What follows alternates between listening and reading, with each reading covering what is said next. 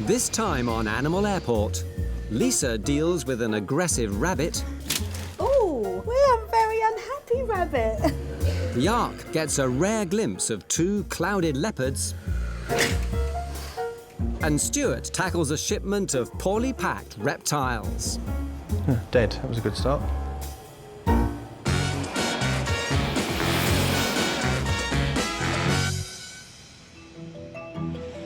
London Heathrow, one of the world's busiest airports.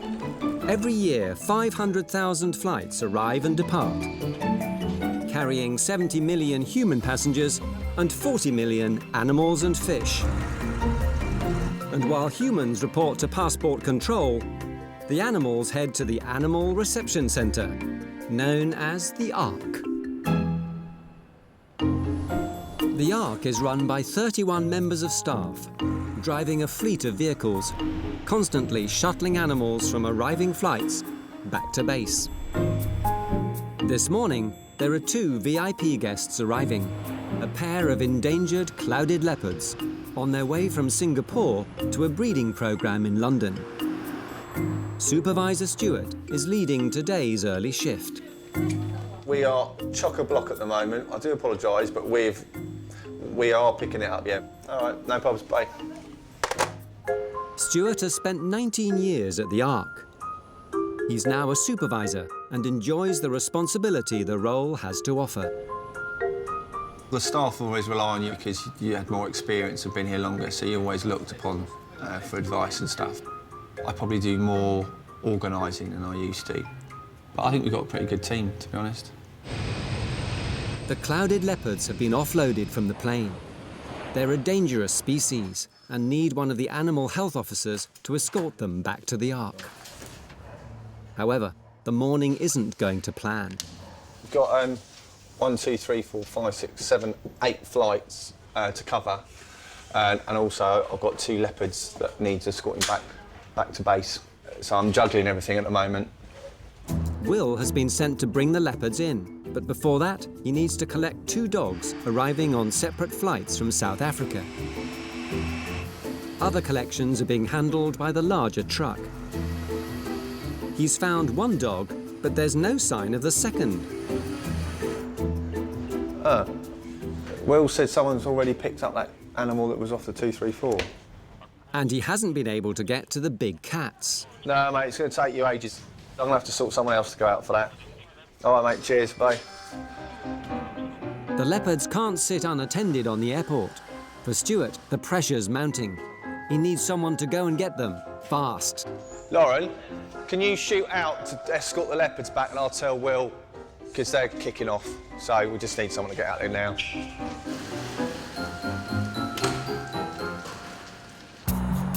Matt Ford is a specialist exotic animal transporter. His job takes him all over Europe, moving animals to and from zoos, private collections and rescue centres. He uses the Ark's facilities and the staff's expertise to help him. This morning, he's playing Cupid.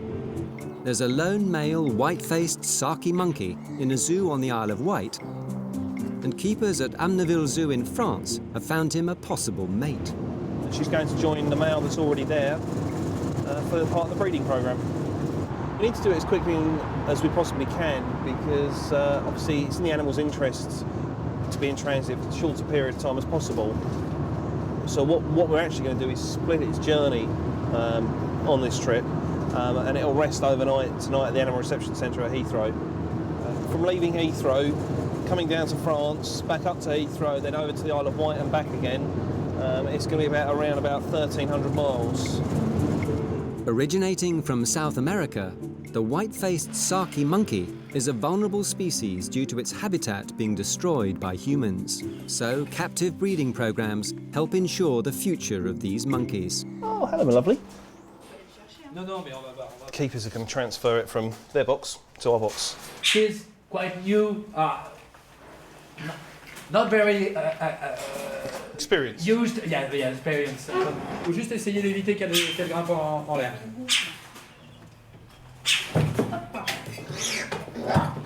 Voilà. Ok, ensuite tu peux te faire aider pour. Tu la lâches surtout pas, tu prends les bras. Normalement tu attrapes les aisselles. Tu arrives ou pas sous les aisselles, tu les prends par les bras et tu lui tiens les bras vers l'arrière. Voilà. Enfin bon, c'est pas grave. Peu importe, tu fais juste en sorte de. Voilà, et de bien refermer derrière sans coincer la queue. Ok. Parfait. Tonight she doesn't go straight to the zoo, she's coming to the animal reception centre, so in seven hours time she's going to be there and rested. Is it possible to have just some apple and some grapes or something like that, something that's moist? Only apples and grapes? Apples, grapes, it's just some small fruit, and then tonight when we get back they can feed her properly. Okay. Before the Saki can begin her journey, there's paperwork to complete. And as monkeys can carry diseases, including rabies, her documents need to be precise. Yeah, the Tracy's Very doc. important. Tracy's Yep. document. The UK wants to maintain its rabies-free status, so the law is extremely tight. It's very, very difficult to transport animals to England. It is. So UK in general. Okay, there it is. Thank you very much, sir. And so Matt begins his 600-kilometre journey to the UK. Will has arrived back from his mission, unable to escort the leopards to the Ark, and without one of the dogs he went out for. Very busy morning, yeah. Chasing things around that don't seem to be there. Very stressful morning. So you've got through to Menzies' office. Yep. They haven't got it. No, there wasn't. The Ark was told there was a dog on the second flight, but there's no sign of it. Will now thinks there was just a single dog arriving. Okay. That was the only dog that we had. All right, it's bonus then. I was just going to cargo track the dog we've got and see what flight it actually came in on. We had an animal off the one flight on a South African.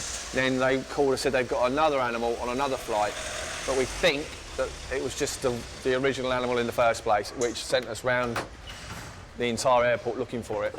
Poor Will's been like all over the place looking for this dog. 910. Confident they have the one and only dog, they unload it. And it's not long before Lauren and the leopards are at the door. Oh, okay. After a testing morning, these animals are a treat for the team. We had a very busy morning, running around the airport like a headless chicken. But it's set to be a little better now though, because we've got a couple of leopards coming in, so we'll see. It's something a little different, so we'll see. I've never seen one before, so it'll be a first for me.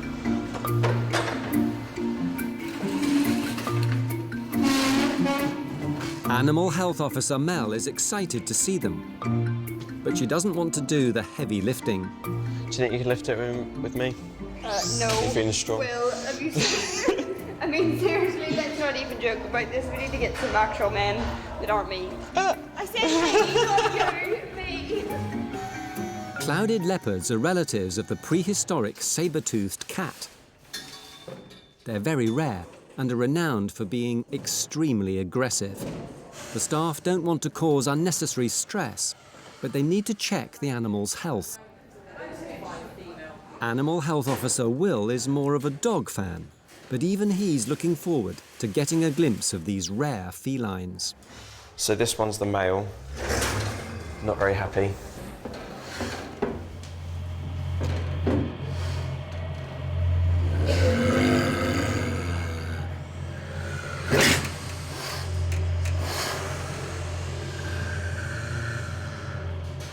Beautiful. Yeah.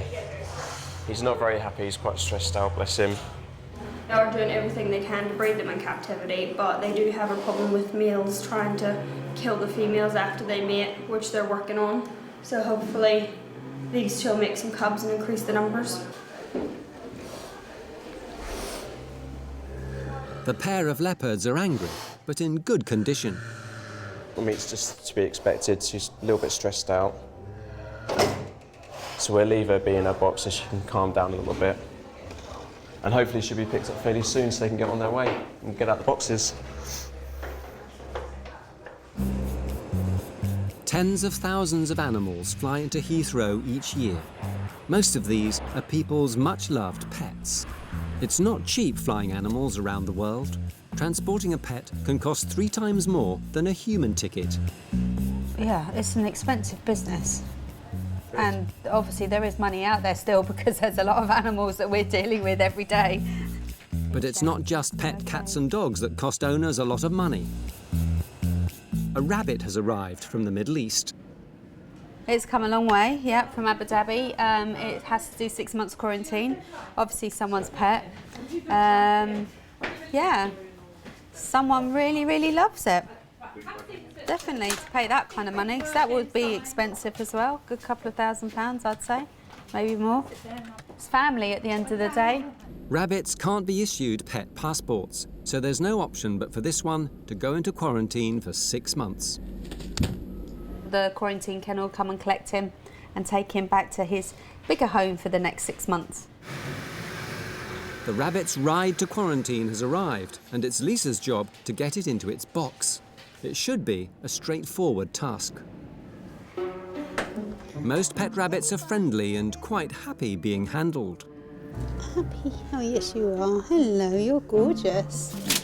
Oh! Well, I'm very unhappy rabbit. Hello. Hello. I don't think he likes being here. I've never seen an aggressive rabbit, but I don't think he wants to be picked up.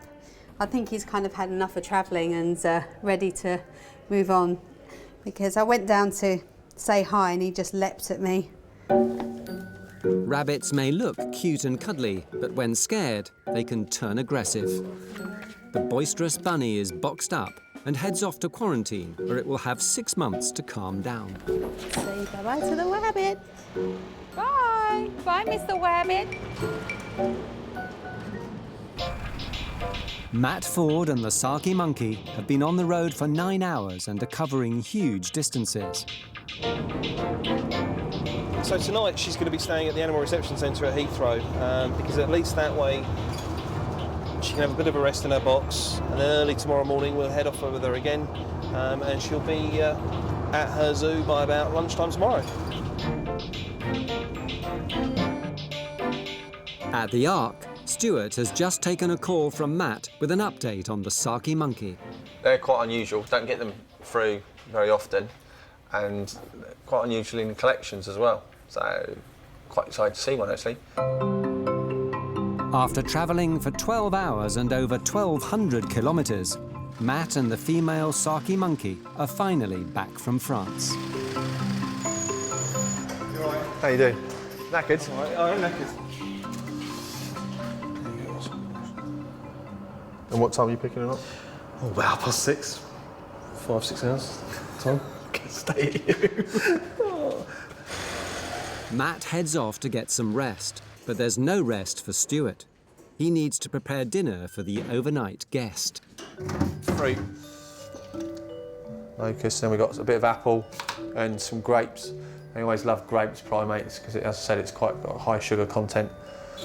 The Saki monkey will be kept in isolation from the rest of the animals at the Ark, which will also give her some peace and quiet after her busy day travelling.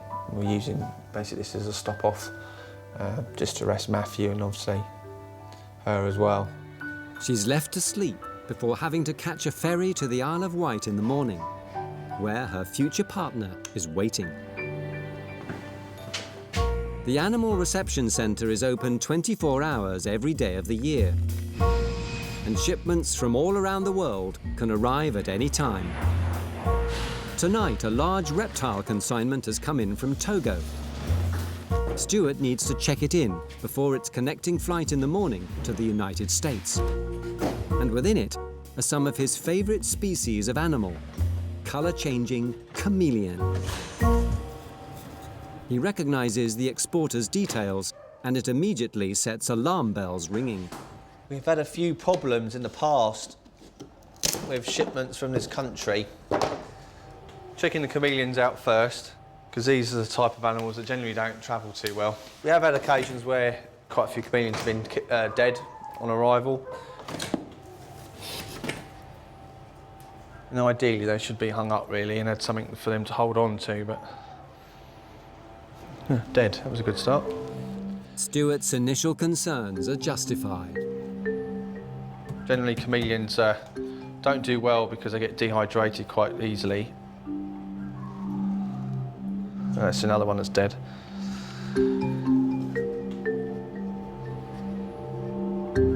Bit skinny. Another dead one. 3 dead from dehydration. It's not looking good. There's now a difficult decision to be made. Stop the shipment, or even think about stopping the shipment, releasing these, stressing these out, releasing all these other reptiles. I mean, whatever I do, you know, there's probably going to be some of these animals that will suffer.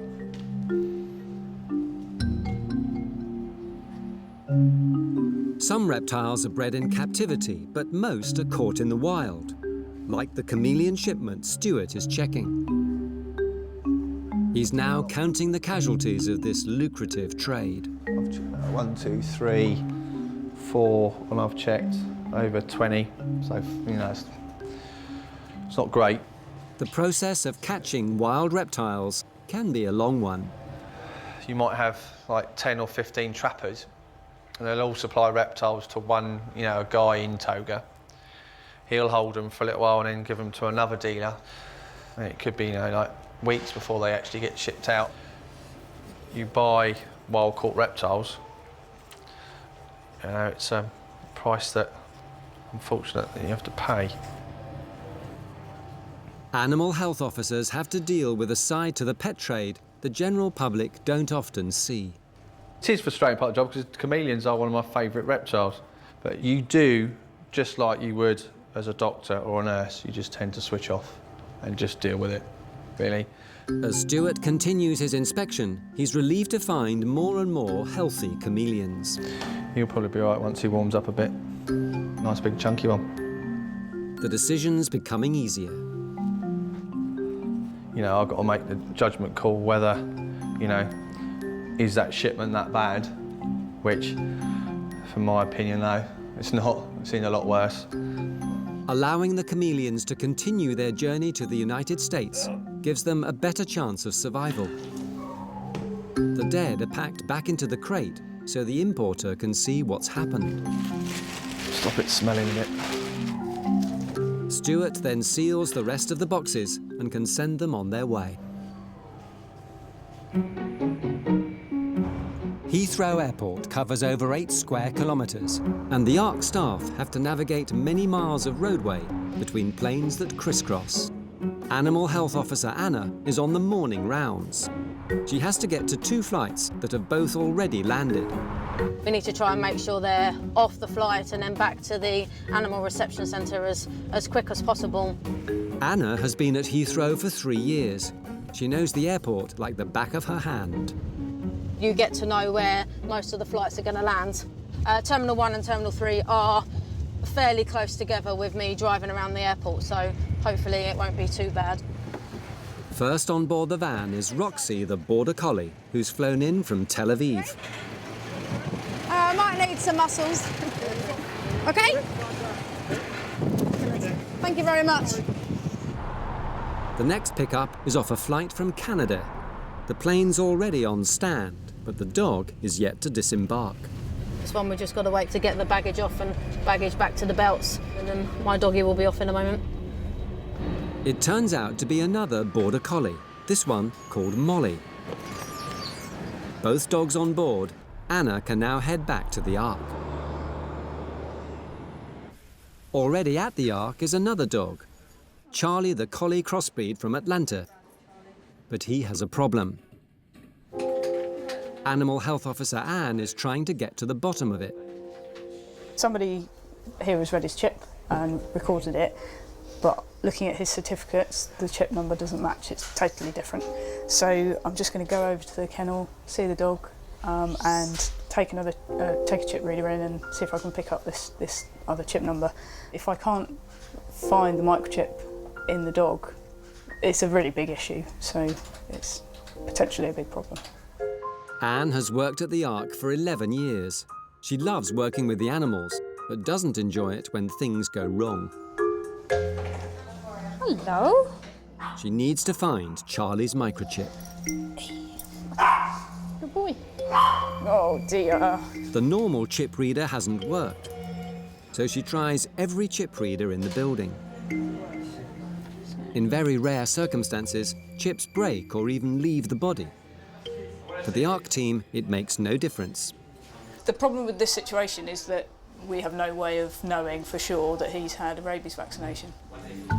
He will need a brand new microchip inserted and have all his jabs again, which means Charlie will have to go into quarantine kennels. Matt Ford and the female Saki monkey are back on the road, making their way to a zoo on the Isle of Wight. Her new owners are eagerly awaiting their arrival. They've someone rather special who wants to meet her. They're very, very happy to receive it because at the moment they've got a lone male and they are looking for a friend for him. There'll be a Cilla Black moment and they'll both go together and hopefully everybody will be happy campers. The last part of the journey is by ferry, an hour's crossing to the Isle of Wight. There's not many people on board the boat, I guess, that realise there's a monkey on the car deck below them. But the monkey's quite happy and safe and relaxed. That's the main thing. It won't be long before the female monkey can meet her future companion. Anna has returned to the Ark with Molly and Roxy, the two border collies. She's taking them into the dog wing to get their custom clearance underway. There we go. Molly and Roxy's microchips are both successfully scanned, and the owners are waiting in reception. This is her first flight, so yeah, it's getting on for 24 hours since we saw each other. I'm nervous. Hopefully she's okay. Can't wait to see her. Roxy and Molly's time at the Ark is over. They can now be reunited with their owners. Puppy! I told you it would be long. Am I forgiven for putting you on an aeroplane? Hey?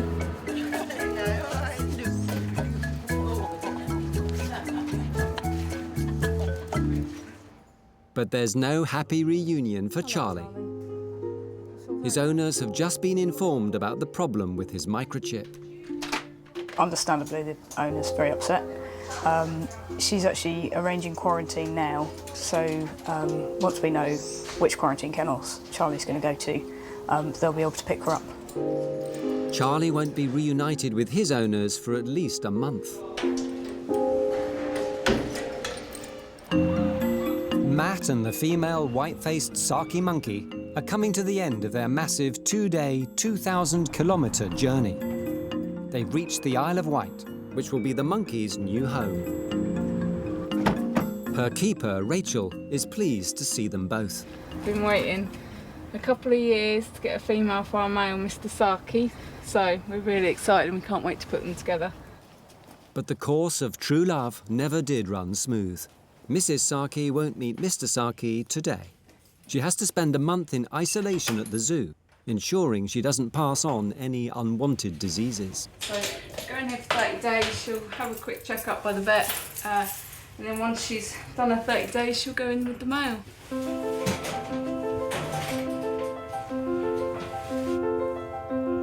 Before Matt heads back to the mainland, he pays a visit to the lucky boy. 30 days' time, he'll have his first ever girlfriend. After 2,000 kilometres, they're now only a few metres apart. It won't be long before they get together. Come in, up.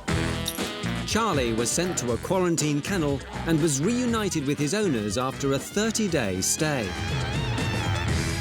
And the female white-faced Saki monkey finally met her love match. But it seems she's playing hard to get.